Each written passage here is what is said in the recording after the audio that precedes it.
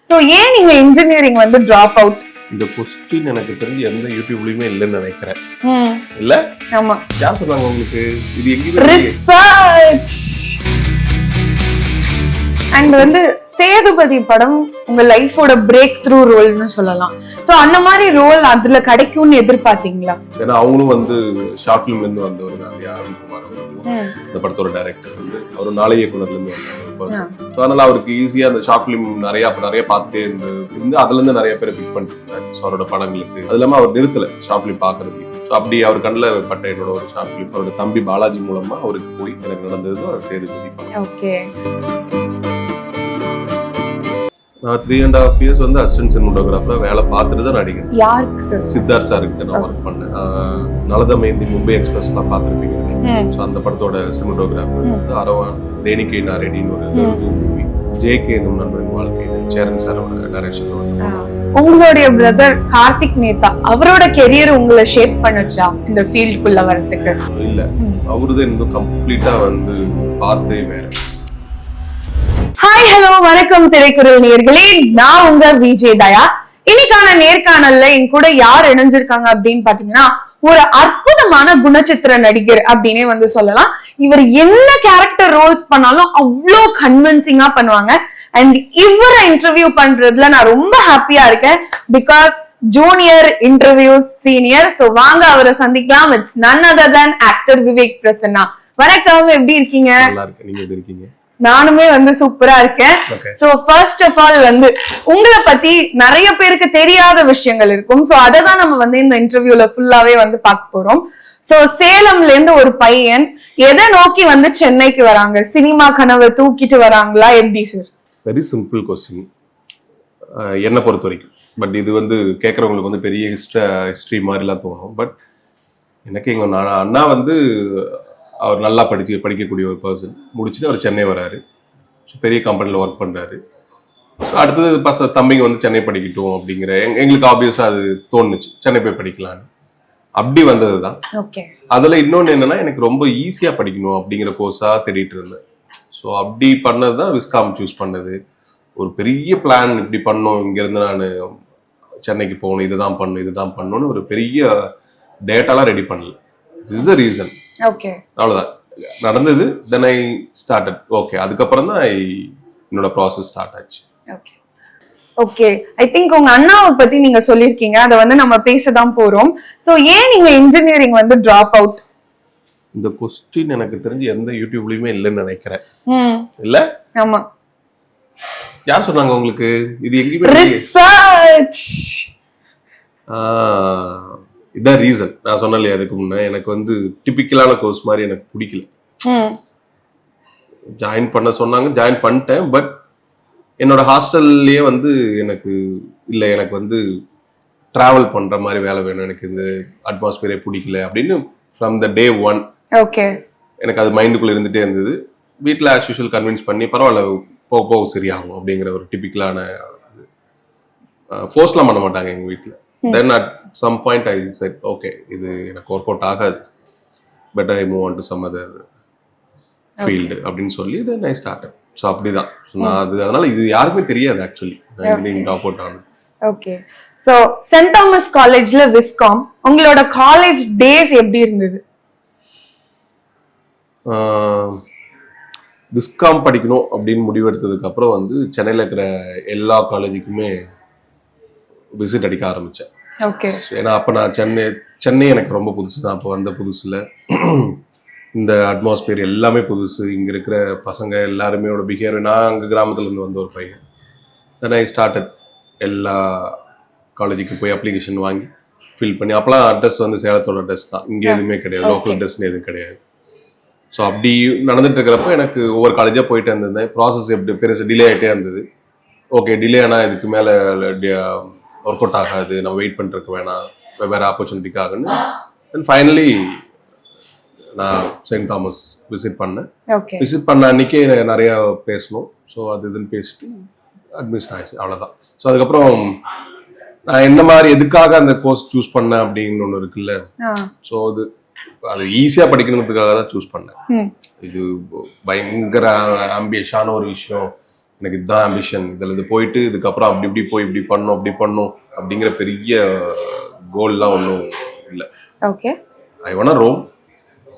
எனக்கு வந்து ஒரு மாதிரி இன்ட்ரெஸ்டிங்கான ஜாலியான வேலை இருக்கணும் அப்படிங்கிற மட்டும் தான் யோசிச்சேன். தென் அதுக்கப்புறம் நடந்ததெல்லாம் வந்து ஓகே படிச்சு முடிச்சது எல்லாம். அண்ட் சென்ட் தாமஸ்ல படிக்கும்போது நீங்க எனக்குன்னு ஒரு டீம் இருக்காங்கன்னு சொன்னீங்க, ரத்னகுமார் எல்லாருமே, அது அங்க அமைஞ்ச டீமா? இல்ல இல்ல, நோ நோ நோ. ரத்னகுமார் எனக்கு இண்டஸ்ட்ரியில வந்ததுக்கு அப்புறம் தான் தெரியும். ஓகே. அங்கன்னு எனக்கு டீம்லாம் ஒன்றும் கிடையாது. சென்ட் தாமஸ்ல ரெகுலர் போயிட்டு வர மாதிரி தான். பட் சீனியர்ஸுக்கு வந்து நான் நிறைய ஷார்ட் ஃபிலிம் நடிச்சு கொடுத்துருக்கேன். அப்போ என்னோட சீனியர்ஸுக்கு அவங்களோட ஒரு 4-5 பேரோட ஷார்ட் ஃபிலிம்ல தொடர்ந்து நான் தான் லீடா பண்ணிட்டே இருந்தேன். ஸோ ஒருத்தருக்கு பண்ண ஒருத்தருக்கு நான் முதல்ல பண்ண ரோலே வந்து ரொம்ப மோசமான மனநலம் பாதிக்கப்பட்ட ஒரு பர்சன். மனநலம் பாதிக்கப்பட்டதுங்கிற விட ஒரு பெக்கர் கேரக்டர் தான் பண்ணேன். முதல்ல நான் நடிச்சது கேரக்டர்னு சொல்லணும்னா அதான் சொல்லணும். அதுக்கப்புறம் அடுத்தடுத்து எனக்கு கிடைச்சது நிறைய அவங்களோட டீம்லயே. ஸோ வெவ்வேறு சீனியர்ஸோட ப்ராஜெக்ட் நான் பண்ணி கொடுத்தேன். அதுவே எனக்கு ரொம்ப இன்ட்ரெஸ்டிங்கா இருந்தது. ஓகே. அண்ட் வந்து சேதுபதி படம் உங்க லைஃபோட பிரேக் த்ரூ ரோல்னு சொல்லலாம். சோ அந்த மாதிரி ரோல் அதுல கிடைக்கும்னு எதிர்பார்த்தீங்களா? நான் வந்து ப்ரொஃபைல் ரெடி பண்ணணும், என்னோட வேலையை பார்க்கணும், ஒழுங்கா எல்லா ஆஃபீஸுக்கும் போகணும், சர்ச் பண்ணணும், அதை நிறுத்தக்கூடாதுங்கிறது மட்டும் என்னோட டார்கெட். ஓகே. எல்லா ஆஃபீஸுக்கும் போனேன், ஃபோட்டோஸ் கொடுத்தேன், ஆடிஷன் அட்டன் பண்ணேன், டே பை டே. ஸோ இப்போ இன்னைக்கு இந்த ஒரு ஏரியா பிரிச்சுப்பேன், இந்த ஏரியாவில் இருக்கிற ஆஃபீஸ் எல்லாம் கவர் பண்ணுவேன். இப்போ வளசர்வாக்கமா இல்லை அடையாரா, ஸோ கேகே நகரா, எங்கெங்கெல்லாம் ஆஃபீஸ் இருக்கோ லிஸ்ட் எடுத்துட்டு அப்படி போயிட்டே இருக்கிறப்போ அப்போ ஷார்ட் ஃபிலிம்லாம் என்னோடது 1 or 2 ரிலீஸ் ஆகிருந்தது. கொஞ்சம் அதெல்லாம் நல்லா ரீச் ஆகிட்டே இருந்த மாதிரி இருந்தது. அதை பார்த்துட்டு எனக்கு வந்து அவங்க ஆஃபீஸ்லேருந்து கால் வந்து அப்புறம் நேரில் போய் மீட் பண்ணேன். ஏன்னா அவங்களும் வந்து ஷார்ட் ஃபிலிம்லேருந்து வந்தவர் தான் இல்லையா, அருண்குமார் அவர்களும் இந்த படத்தோட டைரக்டர் வந்து அவர் நாளை இயக்குனர்லேருந்து வந்த ஒரு பர்சன். ஸோ அதனால அவருக்கு ஈஸியாக அந்த ஷார்ட் ஃபிலிம் நிறைய பார்த்துட்டே இருந்து அதுலேருந்து நிறைய பேரை பிக் பண்ணிட்டு இருந்தார். ஸோ அவரோட படங்களுக்கு அது இல்லாமல் அவர் நிறுத்தலை ஷார்ட் ஃபிலிம் பார்க்கறதையும். ஸோ அப்படி அவர் கண்ணில் பட்ட என்னோட ஒரு ஷார்ட் ஃபிலிம் அவரோட தம்பி பாலாஜி மூலமா அவருக்கு போய் எனக்கு நடந்தது தான் சேதுபதி படம். ஓகே. ஸோ ரொம்ப அழகாவே உங்க எக்ஸ்பீரியன்ஸை வந்து சொன்னீங்க.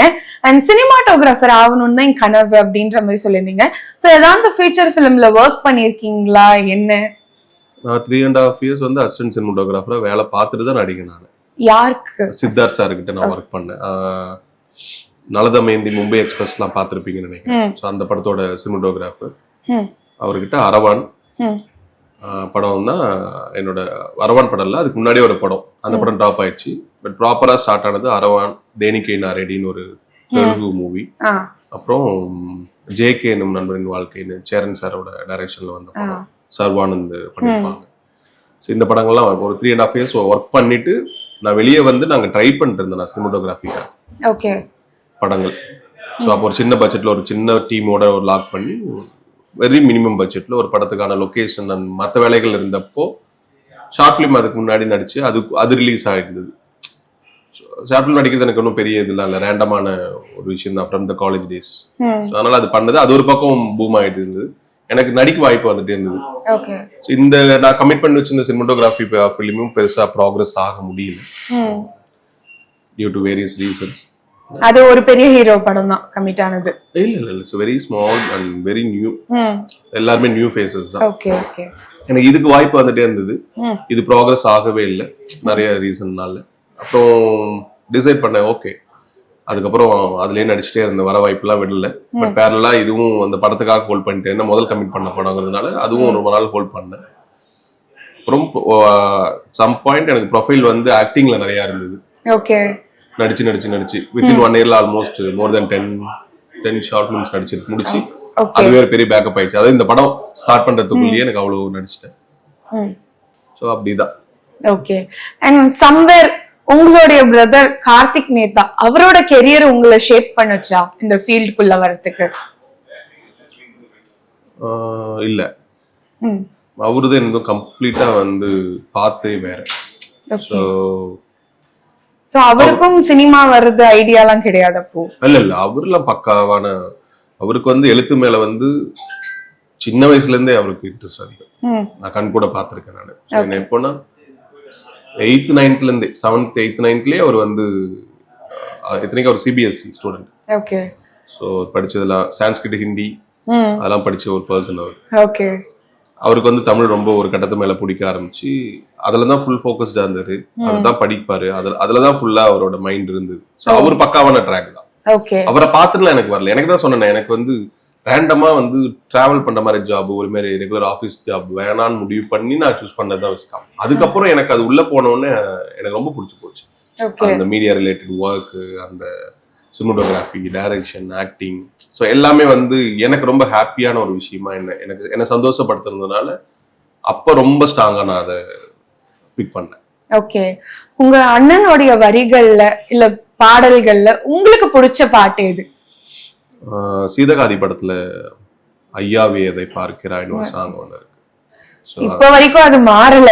ஏன்னா நீங்க இது ஆல்ரெடி ஒரு இன்டர்வியூல சொல்லி நான் கேட்டிருக்கேன். ஏன்னா அந்த படத்து அந்த அவரோட எல்லா பாடல்களும் நாட் ஒன்லி திஸ் சாங், நான் அவரை சின்ன வயசுல இருந்து பார்த்திருக்கேன். சின்ன வயசுல அவர் எழுதுறது இருந்து பார்த்திருக்கேன். ஒரு படத்துக்கு டியூன் வெளியெல்லாம் எல்லாரும் கேட்கறதுக்கு முன்னாடி டியூனுக்கு அவர் எழுதி முடிச்சு நான் படிச்சுலாம் பார்த்திருக்கேன். இது வரைக்கும் சமரசமே இல்லாத எழுத்து அவரோடது. அதுல ஒரு அழகிய கவிதை இருக்கும், ஒரு ஆழமான விஷயம் இருக்கும். நீங்க சாதாரணமா எந்த பாட்டுன்னு எடுத்தாலும் நீங்க கார்த்திக் நேத்தாவோட லிரிக்ஸ்க்குன்னு ஒரு தனி வேல்யூ இருக்கு. அது வந்து ரொம்ப வருஷத்துக்கு தமிழ் சினிமால இருக்கும். கண்ணதாசன் அவர்கள் மாதிரி அந்த அளவுக்கு குவாலிட்டியான ஒரு லைட். நான் என்னோட அண்ணங்கிறதுனால நான் பிரைஸ் பண்ணவே இல்லை. அவர் நான் அதிகமா அண்ணனா அவரை நான் பார்த்து அவர் கூட ஸ்பெண்ட் பண்ணதை விட ஒரு ரசிகனா அவரோட கவிதையை, அவரோட பாட்டை ரசிச்சுதான் ரொம்ப அதிகம். எப்படி இதெல்லாம் சாத்தியம்? பாறையின் மேல் பெரு வெளிச்சம் அப்படிங்கிற, பாறையின் மேல் பெரு வெளிச்சம் நீங்க வெளிச்சம் பார்க்கவே முடியாது பாறை மேல, பட் அந்த பாறை மேல அந்த வெளிச்சம் தங்கிட்டு போகுது அப்படிங்கறத ஒரு லிரிக்கா எழுதியிருப்பாரு. சாம்பல் மேலே பூவின் பாதம் கோலம் போடுதேன்னு ஒரு லைன் இருக்கும். நீங்க பாத்துருந்தீங்க சாக்பீஸ் பொடியில் விண்மீன் பார்த்தேன், இதெல்லாம் அவரோட லிரிக். சாக்பீஸ் பொடி தட்டிட்டு நீங்க பாருங்க, அது ஒரு ஷேப் பாத்தீங்கன்னா கிளிட்டரிங்கா இருக்கும், ஒரு மாதிரி ஷேப் பாத்தீங்கன்னா ஸ்டார்ஸ் மாதிரி இருக்கும். இப்போ அப்போ இதெல்லாம் தான் எனக்கு ரசிக்கிறதுக்கு நிறைய இருக்கு அவரோட கவிதைன்னு. அவர் ஒரு கவிஞர், பாடலாசிரியர் கூட இல்ல, பக்கா கவிஞர். ஓகே.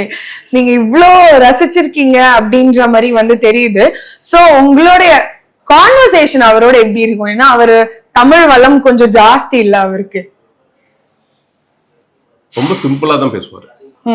நீங்க இப்போ எல்லாருக்குமே பார்த்து பழகிடுச்சு. தமிழ் ரொம்ப தெரிஞ்சவங்க எல்லாருமே ரொம்ப அதிகமா பேசுவாங்க, வித்தியாசமா பேசுவாங்க அப்படிங்கிறது பழகிடுச்சிங்க. அப்படிலாம் இல்ல, அவர் ரொம்ப சாதாரணமா தான் பேசுவாரு. நல்லா இருக்கும். அவரு கூட கான்வர்சேஷன் வந்து விக்கி பாத்துக்கோ, இது இப்படி அவ்வளவுதான். பெரிய டீப் கான்வர்சேஷன்லாம் நாங்க வச்சுக்க மாட்டோம். எனக்கு தெரியும், ஏன்னா சின்ன வயசுல இருந்து வளர்ந்ததுனால கன்வே பண்ண வேண்டிய அவசியம் இல்லை. ஒரு 1-2 வார்த்தை சொல்றதுலயே அவர் எதை மீன் பண்றாருன்னு எனக்கு புரிஞ்சிடும். ஓகே. நீங்க வந்து ஒரு அமேசிங்கான கேரக்டர் ஆர்டிஸ்ட், பட் நீங்க பார்த்து வியந்த ஒரு கேரக்டர் ஆர்டிஸ்ட்னா யாரு? S V Subbaiah. Okay. Manohar, Balaiah sir. Okay. My all time favourite வந்து ரகுவரன் சார். இதெல்லாம் இதுக்கு முன்னாடி சொல்றதெல்லாம் வந்து இவங்களாம் ட்ரெஷர், நம்மளுக்கு தமிழ் இண்டஸ்ட்ரிக்கு வந்து பெரிய ட்ரெஷர்ஸ். நான் சொன்ன மற்ற பர்சன்ஸ்லாம் 1-2 பேர் தான் சொல்லியிருக்கேன், எக்கச்சக்க பேர் இருக்காங்க. என்னோட ஆல் டைம் ஃபேவரட்னா Raghuvaran sir. Currently Ilavarasi sir ரொம்ப பிடிக்கும். ஓகே. MS Bhaskar sir. எனக்கு என்னன்னா, I want to say they are actors, they are artist. Okay. எனக்கு இந்த கேரக்டர் ஆர்டிஸ்ட் அப்படி கூட எனக்கு இது இல்லை. அவங்கள வந்து எந்த ரோலுக்கு வேணாலுமே பொருத்தி பார்க்க முடியும்னு எனக்கு தோணுது. அவங்க ரிலேட்டடான லீட் ரோல் பண்ணா கூட அவங்க தே கேன் புல். நீங்க 8 தொட்டாக்கள் எம்எஸ் பாஸ்கர் சாரோட பர்ஃபார்மன்ஸ், இளவரசி சாரோட நீங்க விடுதலையில் ஒரு மாதிரி இருக்கும். முத்துக்கு முத்தாக நினைக்கிறேன் சரண்யா மேமோட அந்த போர்ஷன்ஸ் பாத்தீங்கன்னா வேற மாதிரி இருக்கும். நிறைய பேர் இருக்காங்க.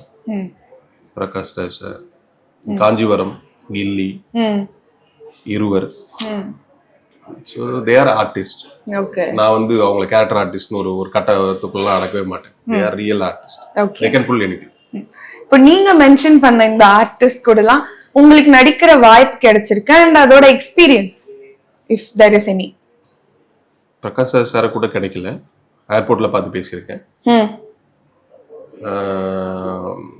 MS பாஸ்கர் சார் கூட ஒர்க் பண்ணியிருக்கேன். ஓகே. இளவரசு சார் கூட பேசியிருக்கேன், ஒர்க் பண்ணதில்லை. பட் நடக்கும் நம்புறேன். சோ நம்ம வந்து இந்த வருஷம் அதை மேனிஃபெஸ்ட் பண்ணலாம். சோ நீங்க வந்து சொல்லிருக்கீங்க MS பாஸ்கர் சார் கூட ஒர்க் பண்ணிருக்கேன். சோ அந்த எக்ஸ்பீரியன்ஸ் உங்களுக்கு எப்படி இருந்தது? ஷார்ப்பா நடிப்பாரு. நீங்க ஒரு டயலாக் இருக்குன்னா அந்த டயலாக்கை வந்து உச்சரிக்கிற விதம், அண்ட் பேசிக்கலா ஒரு டப்பிங் ஆர்டிஸ்ட்ங்கிறதுனால அவர் அழகா இருக்கும். அவர் பேசுற அந்த அந்த டயலாக் டெலிவரி மோடு இருக்கும்ல, அது அழகா இருக்கும். நீங்க டிபிக்கலா பேசுற மாதிரி இருக்காது. அதே மாதிரி அதை இன்னும் டப் பண்றப்போ அவரோட ரியல் குவாலிட்டி இன்னும் அதிகமா இருக்கும், பயங்கரமா இருக்கும். ஆன் ஸ்பாட்டை விட அப்ப இப்ப இன்னும் அதிகமா இருக்கும். அதெல்லாம் நான் பயங்கரமா பார்த்து அட்மையர் பண்ணேன். அண்ட் வந்து மேயாத மான்ல உங்களுக்கு அப்படி ஒரு பேர் ரோல், பிகாஸ் உங்களை ரவுடியா பார்த்திருக்கோம், ஒரு கூன், ஒரு காமெடி ஆர்டிஸ்ட், அந்த மாதிரி எல்லாம் பார்த்தப்போ என்ன இவருக்கு காதல் அந்த மாதிரி உங்களுக்கு வியப்பா இருந்தது அந்த ஸ்கிரிப்ட் எல்லாம் படிக்கும்போது? மேயாத மான் எனக்கு அது தெரியும், அது எப்படி அவுட்புட்டா வரும். அதனால நான் டிபிக்கலா அந்த கேரக்டர் நான் யோசிக்கல. எல்லா படங்களையும் இருக்கிற லவ் போர்ஷன்ஸ் மாதிரி ரொம்ப பொயட்டிக் அப்படிங்கிற வேற தாண்டி அதுல ஒரு இன்னசென்ட் கியூட்னஸ் இருக்கும். அந்த மேயாதமான்ல அந்த வினோத்ங்கிற கேரக்டருக்கு வந்து அவனுக்கு எதையுமே ப்ரொபோஸ் பண்ண தெரியாது. அவன் ரொம்ப சாதாரணமான ஒரு பர்சன். ஸோ அவன் ப்ரொபோஸ் பண்ணானா எந்த மாதிரி இருக்குங்கிறது தான் அந்த அந்த கேரக்டரோட பியூட்டியே. ஸோ அது எனக்கு படிக்கிறப்பே தெரியும். இது இது இது எப்படி பர்ஃபார்ம் பண்ணா நல்லா இருக்கும் அப்படின்னு ஒண்ணு இருக்கும்ல. ரத்னாவும் அதுல கிளியரா இருந்தாரு, நானும் எனக்கு கிளியரா இருந்ததுனால எனக்கு அது நடிக்கிறப்பே தெரிஞ்சிச்சு. பார்த்தோன்னா முதல்ல சிரிப்பாங்க. அது நீங்க அந்த போர்ஷன் பார்த்தோன்னா ரசிக்கிறத விட முதல்ல சிரிக்க ஆரம்பிச்சுட்டு அப்புறம் ரசிப்பாங்க அந்த சீன்ஸ் எல்லாமே. ஏன்னா அந்த படத்துல வர ப்ரொபோசல் சீன் மாதிரி உலகத்துல எந்த கப்புள் நடுவுலயும் அந்த மாதிரி ஒரு ப்ரொபோஸ் நடந்திருக்காது. ஆமா, டெஃபினெட்லி. பட் ஆன் ஸ்கிரீன்ல அது இருக்கும்போது நிறைய பேர் ரொம்ப பிராக்டிக்கலா இவர் லவ் எடுத்து சொல்றாரு அப்படின்ற மாதிரி ஒரு விஷயம் இருந்தது.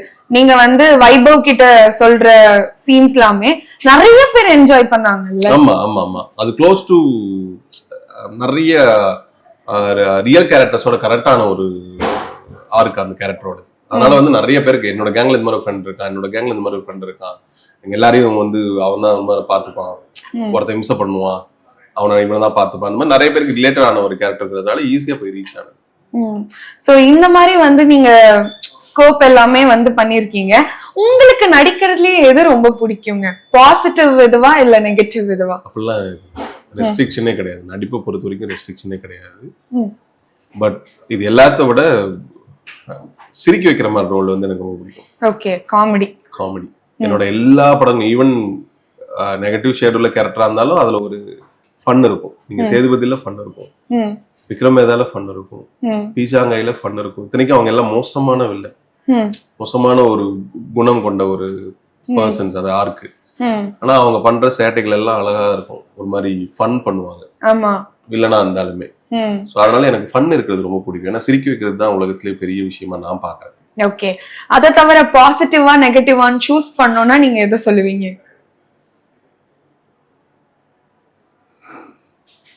ரெண்டுமே தான் எனக்கு தெரிஞ்சு. அப்படி எனக்கு தனியா பிரிக்கலாம் முடியல. பட் என்னோட ஃபேவரட்னா வந்து நெகட்டிவ். Okay, negative character. ரொம்ப யோசிச்சு நெகட்டிவ் அப்படின்ற மாதிரி சொல்லிருக்கீங்க. அண்ட் நீங்க வந்து நிறைய டைரக்டர்ஸ் கூட ஒர்க் பண்ணிருப்பீங்க. அதுலயே ஒர்க் பண்ண டைரக்டர்லயே இவங்க ரொம்ப டஃப் அப்படின்னா நீங்க யாரை ஃபீல் பண்றீங்க?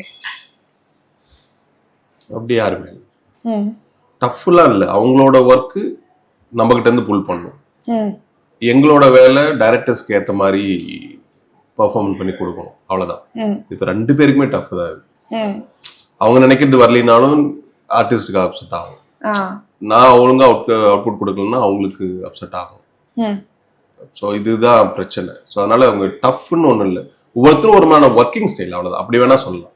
ஒவ்வொருத்தரும் ஒரு மாதிரி எடுக்கிற விதம் ஒரு மாதிரி இருக்கும். டஃப்னுலாம் எனக்கு அப்படியாவது இல்லை. எல்லாருமே ஒரு மாதிரி பிளசண்டா தான் இருக்கும். சாதாரணமாக கத்துறதுங்கிறது இருக்கும். அது அந்த ப்ரெஷர் கூட இல்லைன்னா வேலை நடக்காது. ஓகே. அண்ட் வந்து இப்போ நீங்க கேரக்டர் ரோல்ஸ் இந்த மாதிரி பண்ணும்போது உங்க பாடியை வந்து ஒரு ரோலுக்கும் வந்து டிரான்ஸ்ஃபார்ம் பண்ணிக்கிறீங்க.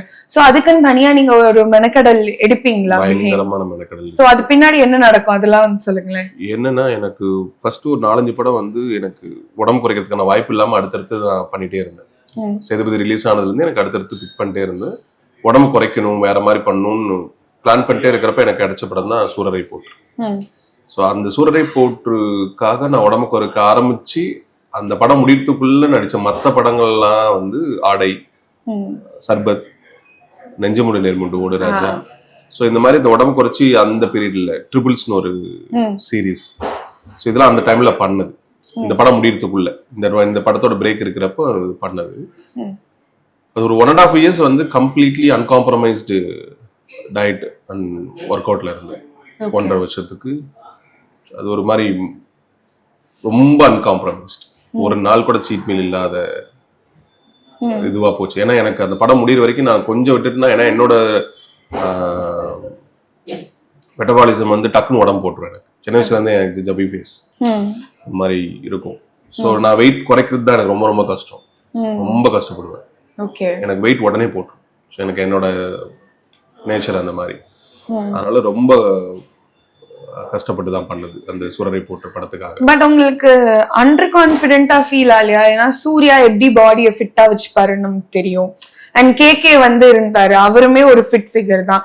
சோ அந்த தேர்ட் பைலட்டா நம்ம டிராவல் ஆகும்போது இது எப்படிடா நடந்தது, இந்த மாதிரி ஒரு கேள்வி உங்களுக்குள்ளேயே வந்ததா? இல்ல, நான் எப்பயுமே என்ன டவுட்டே பட மாட்டேன். எனக்கு ரோல் கிடைச்சிச்சுன்னா நான் டவுட் படவே மாட்டேன். அவங்களுக்கு இப்போ நான் அவங்களுக்காக அவங்க கூட செட் ஆயிருவேனா, நான் அந்த டவுட் எனக்கு இருக்கவே இருக்காது. எனக்கு என்னால இந்த கேரக்டருக்கு பெஸ்ட் கொடுக்க முடியும்னு நம்பிட்டு தான் நான் அந்த கேரக்டரை லாக் பண்ணுவேன். ஓகே, நான் எதை பத்தியுமே யோசிக்கவே மாட்டேன். So that is very nice. And நீங்க வந்து பிளே நோட் எல்லாம் கத்துக்கிட்டீங்களா? அந்த ட்ரைனிங் செஷன்லாம் இருந்ததா? கொஞ்சம் அவரு கத்துக்கலாம் முடியாது, அப்படி அது ஒரு பெரிய ப்ராசஸ் அது. பட் அந்த உலகம் பயங்கரமான உலகம். அது ஒரு பெரிய, எனக்கு அந்த இருந்த ஒரு 20-30 நாளுமே ரொம்ப மேஜிக் மாதிரி இருந்தது. அந்த அகாடமிக்குள்ளேயே போய் அங்க கொஞ்சம் பார்த்தது, ரியல் பைலட்ஸ் வேலை பார்த்தது. நம்ம சும்மா ஆக்ட் பண்றது மட்டும்தானே. 1 or 2 ஷார்ட்ஸ் வேணா கொஞ்சம் ட்ரை பண்ணோம். பட் அது அவ்வளவு சீக்கிரத்தை கத்துக்கலாம் முடியாது, அவ்வளவுக்கான நேரமும் கிடையாது நம்மளுக்கு. ஸோ 65 நாள்ல முடிச்ச படம் அந்த படம் சூரரை போற்று. பட் அது வந்து most important job. Okay. And அதுல நீங்க சொன்ன டைலாக் நம்ம ஜெயிச்சிட்டோம் மாறா, உங்க லைஃப்லயே நீங்க ஒரு இன்சிடென்ட்டுக்கு ரிலேட் பண்ணிக்கணும்னா எந்த இன்சிடென்ட்டுக்கு ரிலேட் பண்ணி அந்த டைலாக்கை டெடிகேட் பண்ணிப்பீங்க? நான் சினிமோகிராஃபில இருந்து ஆக்டிங் வரப்போ ஒரு பெரிய பயம் இருந்தது. ஸோ அதுக்கப்புறம் யோசிச்சு முடிவு எடுத்துட்டு, ஓகே இனிமேல் நம்மளுக்கு நடிப்பு தான் முடிவு பண்ணதுக்கு அப்புறம் அதுக்கு ரிலேட்டடா எனக்கு கிடைச்ச அப்ரிசியேஷன் அப்போ இந்த டைலாக்லாம் பொருத்தி பார்க்கலாம். ஓகே, நான் தப்பான டிசிஷன் எடுக்கல, நீ ஜெயிச்சிட்ட மாறா அப்படிங்கறத வேணா எடுக்கலாம். ஜெயிச்சிட்டங்கிற சென்ஸ், வெவ்வேறு டிபார்ட்மெண்ட், நான் இதுக்கு படிச்சிருக்கேன், இதுல வேலை பார்த்திருக்கேன், இது எனக்கு வந்தது. சோ நான் போனதா இல்ல என்கிட்ட வந்ததா?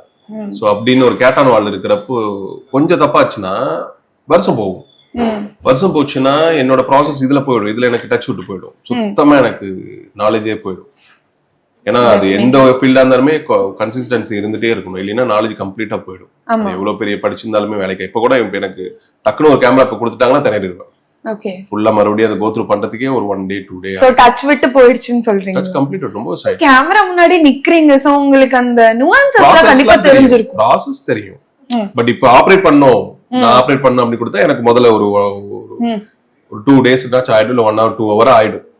அது பதட்டம் இல்லாம இதுல என்ன செட்டிங் இருக்கு, என்ன இருக்கு, ஏது இருக்கு, தேங்க்யூ அப்படின்னு பாக்குறது. ஓகே, சோ அப்படி இதான் அந்த மாதிரி நேரத்துல நான் எனக்காக சொல்லிப்பேன், நீ ஜெயிச்சிட்ட உமேக் அப்படின்னு. ஓகே, சோ பாத்தீங்கன்னா நம்ம வந்து கிரீம் சென்டர்ல வந்து வந்திருக்கோம். சோ ஃபுட் அண்ட் கான்வர்சேஷன்ஸ் தான். அண்ட் சம்மர்னாலே மேங்கோஸ், உங்களுக்கு மேங்கோஸ் பிடிக்குமா? சேலத்துக்காரனுக்கு மேங்கோ பிடிக்காதா? ஓகே, சோ தஹி பூரியில வந்து இவங்க மேங்கோ தஹி பூரி அப்படின்னு வந்து ஒன்னு லான்ச் பண்ணிருக்காங்க. சோ ப்ளீஸ் டேஸ்ட் பண்ணுங்க. இது அப்படியே சாப்பிடணும்ல? ஆமா, ஃபுல்லா ஒரு பூரி. ஃபுல்லா ஒரு பூரியா? ட்ரை பண்ணுவோம், சாப்பிட்டு சொல்லுங்க. எனக்கு தெரிஞ்சு இது இன்டர்வியூ முடியறதுக்குள்ள அங்க ஒரு சியர்ஸ் போடு. யா சியர்ஸ். ஓகே, சொல்லுங்க எப்படி இருக்கு இந்த? நீங்க தான் சொல்லணும்.